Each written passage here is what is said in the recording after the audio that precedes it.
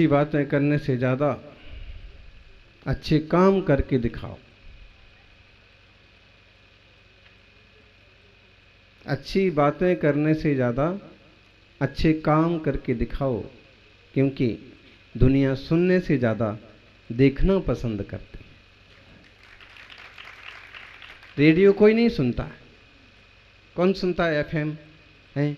कोई एक आध पुराना टाइप का व्यक्ति हो, अथवा किसी को पुराने गानों का बहुत शौक हो और वो टेलीविज़न पर उपलब्ध ना हो, क्योंकि ऐसा कुछ नहीं रह गया है कि जो इंटरनेट पर उपलब्ध ना हो।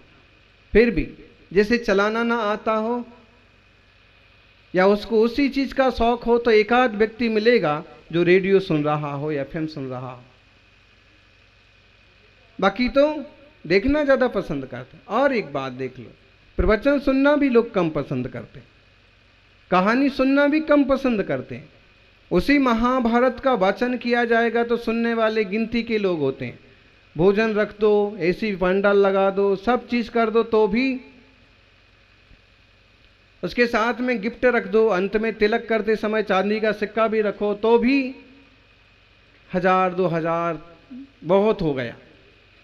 लेकिन जब वो रामायण बन के आता है, महाभारत बन करके आता है, तो लोग देखने में इतने तल्लीन हो जाते हैं, टीवी देखने में, सीरियल देखने में इतने मस्त हो जाते हैं कि घर में चोरी भी हो जाए तो भी उनको पता नहीं पड़ता।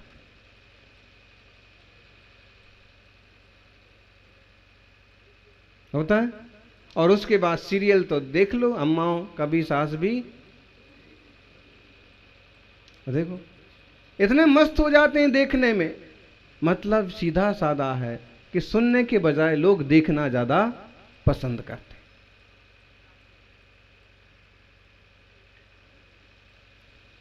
और इसका सीधा अर्थ ये भी है कि हम ज्यादा बोलने के बजाय कुछ अच्छा करें। 100 लाइन बोलने की बजाय 1 लाइन जितना काम करें। 100 प्रवचन करने की बजाय 1 प्रवचन जैसा काम करें।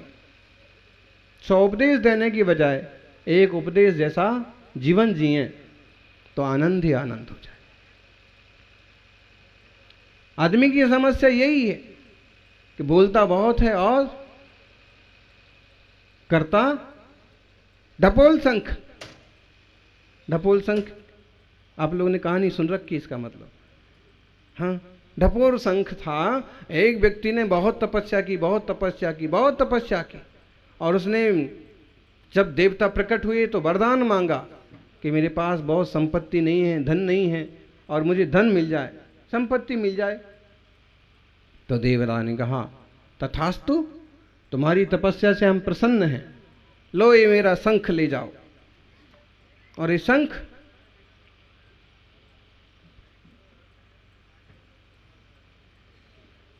इससे तुम जो मांगोगे वो मिलेगा।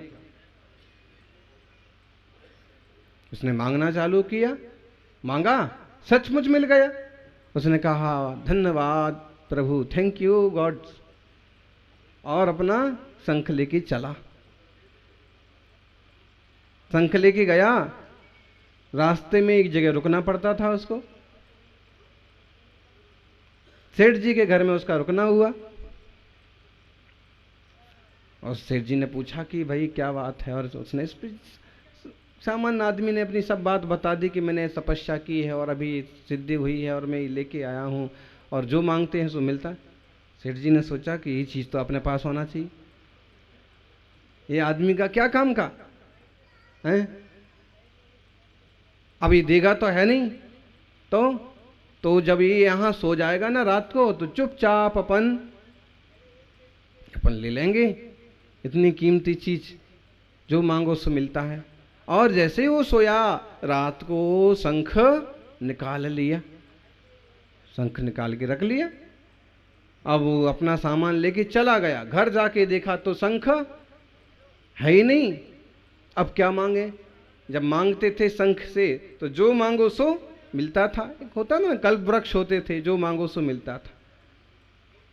ऐसे कामधेनु गाय, ऐसे चिंतामणि रत्न भी प्रसिद्ध है। ऐसे ही अपन देखें ना तो कोई कोई अपने ऐसे तपस्वी गुरु हुए हैं कि उनके सामने जो मांगा अपनी हैसियत के हिसाब से वो मिला।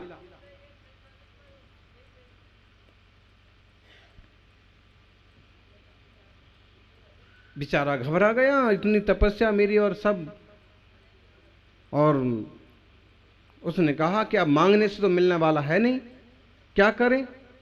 उसने वापिस तपस्या की तो देवता फिर प्रकट हुए।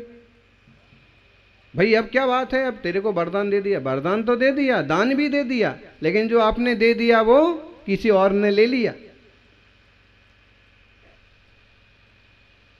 मुझे और दो। उसने कहा कि भाई देख, मेरे पास एक था, वो दे दिया। उसने कहा कि प्रभु आपके पास तो दूसरा भी है। उन्होंने कहा देख, ये दूसरा है तो सही, लेकिन ये देता नहीं है, ये सिर्फ बोलता है। इससे मांगोगे तुम तो ये बोलता है, जैसे मांग के देख लो। उसने तुम ले लो, उसको दिया और मांगा कि सोने की 100 मोहरें मिल जाएं। तो उसने कहा कि दुगना मांगो तो 400 मोहरें मिल जाएं। उसने कहा ना दुगना मांगो तो 800 मोहरें मिल जाएं। उसने कहा दुगना मांगो तो कुछ भी मांगता मिलता कुछ नहीं। तो उसने कहा कि देख लिया ना, ये ऐसा है, इसलिए तू अब जैसा भी है वैसे ही में खुश रहे। नहीं नहीं प्रभु, कुछ तो रास्ता बताओ। तो ये रास्ता है, तू ये शंख ले जा करके और आज फिर सेठ जी के यहां सो जाना। और जब वो पूछें बताएं देखें तो दिखा देना, उससे भी सुंदर है, और बता देना कि इससे अपन जो मांगते हैं सो उससे दुगना मिलता है। उसने वही किया। सेठ जी ने सोचा कि ये तो बढ़िया मामला है, मैंने गरीब आदमी को बेकार में सताया, इसका पुराना वाला तो अपन इसको दे ही देते हैं और ये नया वाला अपन ले लेते, एक्सचेंज बदल लेते हैं।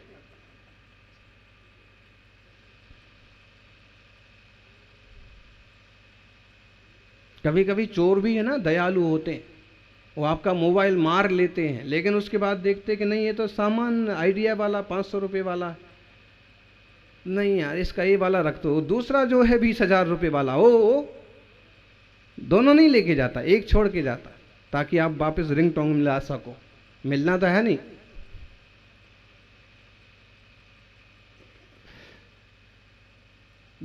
देखो है, मोबाइल पर गूगल है और गूगल में आप सारी दुनिया खोज लो, लेकिन आपका मोबाइल ही खो जाए ना तो आप मोबाइल नहीं खोज सकते। क्या अजब गजब है दुनिया। वही अपने साथ हो रहा है कि अपनी आत्मा, अपना ज्ञान सारी दुनिया को खोज सकता है। ये हमारे मामा जी, पापा जी, दादाजी, ये घर, ये सब, हम सब चीजें खोज लेते हैं, लेकिन उस ज्ञान से अपने आप को ही नहीं खोज पाते।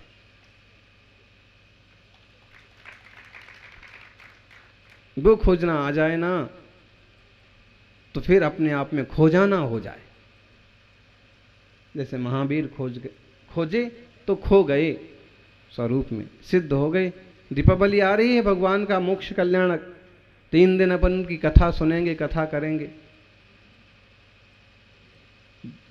वीर कथा।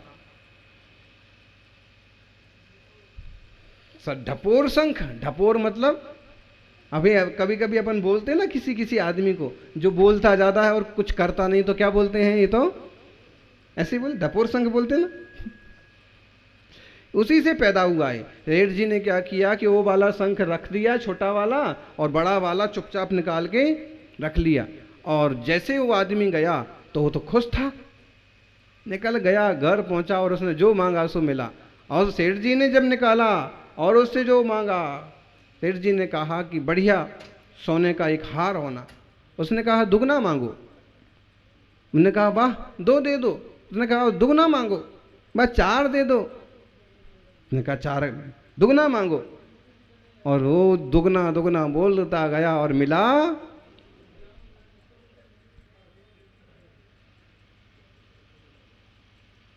कुछ लोग ऐसे होते हैं कि बोलते तो बहुत हैं और करते कुछ नहीं। अपने को ऐसा नहीं बनना, बोलो कम करो ज्यादा। अंकलिकर महाराज का प्रसंग आता है कि जब वो ग्रस्त अवस्था में थे, हुआ यूं कि नदी में एक बच्चा डूब गया और किनारे पर खड़े हुए लोग अपने अपने हिसाब से बता रहे हैं कि भाई लकड़ी का पाटा लाओ, तो कोई कह रहा है कि रस्सा फेंको, तो कोई कह रहा है अपना अपना। और वो शिव गोंडा जी युवक, उसने देखा सुना मामला क्या है, वो जल्दी से दौड़ करके सीधे नदी में कूद गए। 20 फुट पानी में कूद गए और डूबे हुए बच्चे को पकड़ के बाहर निकाल करके ले आए। जिनका बच्चा था, जो लोग रो रहे थे, उनको सौंप दिया, अपने रास्ते चले गए। तभी किसी बुजुर्ग ने कहा कि 100 मन उपदेश देने की बजाय एक कण जितना काम कर तो भला हो जाता। देखो, शिवगोंडा आया और उसने अपना काम करके चला भी गया। और तुम सब, बहुत बार ऐसा होता है कि हम भी कर सकते हैं। स्वच्छता अभियान की बात ले लो, प्लास्टिक मुक्ति की बात ले लो, वृक्ष लगाओ की बात ले लो, कुछ भी, अहिंसा की बात ले लो। और अब आ रही है दीपावली, तो प्रदूषण मुक्त नगर की बात ले लो। हम ही पटाखा ना छोड़ेंगे तो प्रदूषण नहीं फैलेगा। अपने हाथ से शुरुआत करो। तो कहने से ज्यादा करने पर जोर दो। आप करोगे तो लोगों को दिखेगा, दिखेगा तो रिटर्न आपको मिलेगा भी से।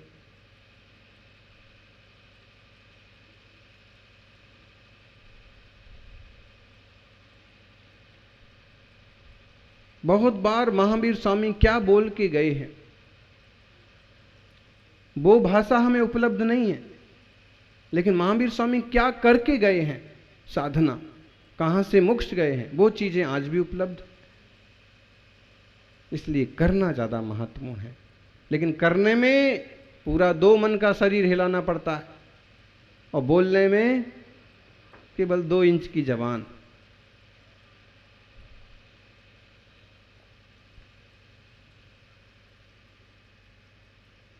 तो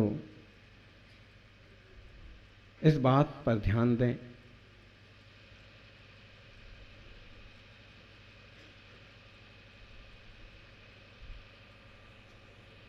लोग इंतजार करते हैं कोई अच्छा इंसान मिलता, कोई काम करने वाला मिलता। वास्तविकता यह है कि खुद अच्छे इंसान बन जाओ। तुम इंतजार कर रहे हो कि कोई अच्छा इंसान मिलता, कोई अच्छा मार्गदर्शक मिलता, जबकि तुम ही अच्छे इंसान बन जाओ, अच्छे मार्गदर्शक बन जाओ, अच्छे नेतृत्व बन जाओ। तो हो सकता है कि आपके वैसा बनने से किसी औरों की भावनाएं पूरी हो जाएं।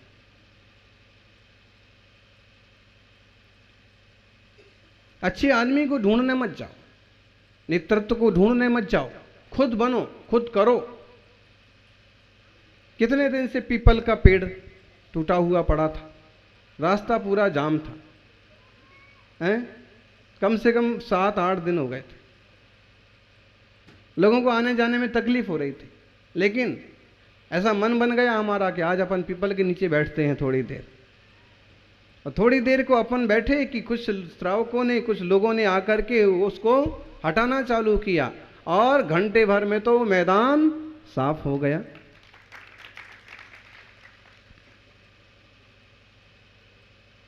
कई बार हमारा इतना सा किया गया काम इतिहास बन जाता है।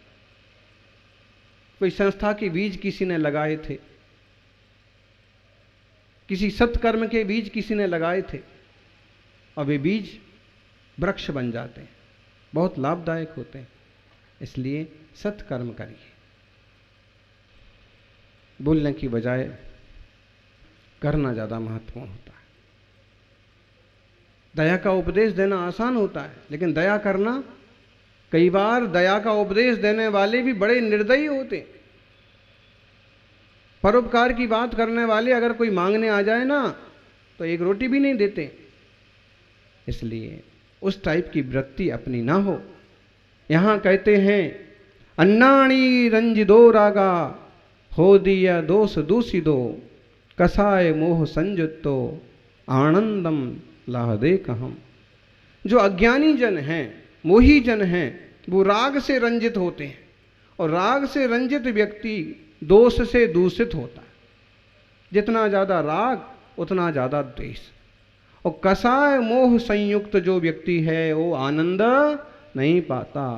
बोलो पंडित जी, आनंद किसे होता है? बोलो अच्छे सोफा पर बैठने से आनंद होता है, महंगी गाड़ी से आने से आनंद होता है। वो तो गृहस्थी के साधन हैं, और देखा जाए तो सामान्य सुख के साधन हैं।